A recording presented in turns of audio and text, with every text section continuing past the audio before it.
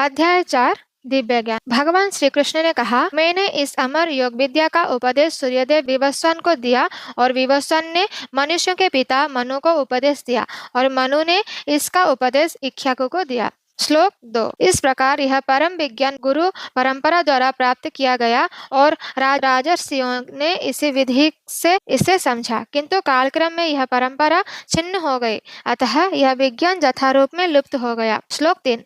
आज मेरे द्वारा वही यह प्राचीन योग यानी परमेश्वर के साथ अपने संबंध का विज्ञान तुमसे कहा जा रहा है, क्योंकि तुम मेरे भक्त तथा मित्र हो, अतः तुम इस विज्ञान के दिव्य रहस्य को समझ सकते हो। श्लोक 4। अर्जुन ने कहा, सूर्यदेव विवस्वान आपसे पहले हो चुके हैं, तो फिर मैं कैसे समझूं कि प्रारंभ में भी आपने उन्हें इस विद्या का उपदेश दिया था। श्लोक 5। श्री भगवान ने कहा, तुम्हारे तथा मेरे अनेकानेक जन्म हो चुके हैं, मुझे तो उन सब का स्मरण है, किंतु हे परम तप, तुम्हें उनका स्मरण नहीं रह सकता। श्लोक 6। यद्यपि मैं अजन्मा तथा अविनाशी हूँ और यद्यपि मैं समस्त जीवों का स्वामी हूँ, तो भी प्रत्येक युग में मैं अपने आदि दिव्य रूप में प्रकट होता हूँ। श्लोक 7। हे भरतवंशी, जब भी और जहाँ भी धर्म का पतन होता है और अधर्म की प्रधानता होने लगती है, तब तब मैं अवतार लेता हूँ। श्लोक 8।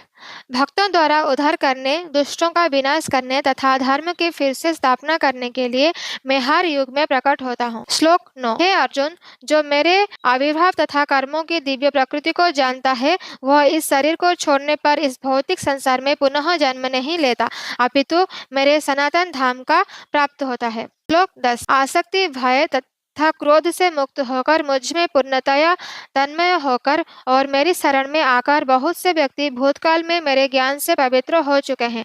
इस प्रकार से उन सबों ने मेरे प्रति दिव्य प्रेम को प्राप्त किया है। श्लोक 11। जिस भाव से सारे लोग मेरी शरण ग्रहण करते हैं, उसी के अनुरूप में उन्हें फल देता हूँ। हे पार्थ, प्रत्येक व्यक्ति सभी प्रकार से मेरे पथ का अनुगमन करता है। श्लोक 12।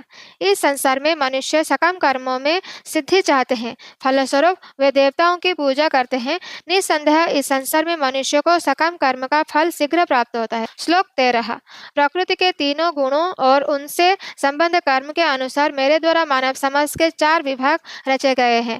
यद्यपि इस व्यवस्था का सृष्टा हूँ, किंतु तुम यह जान लो कि मैं इतने पर भी अकर्ता हूँ। श्लोक 14। मुझ पर किसी कर्म का प्रभाव नहीं पड़ता, ना ही मैं कर्म फल की कामना करता हूँ। जो मेरे संबंध में इस सत्य को जानता है, वो भी कर्मों के फल के पास में नहीं बनता।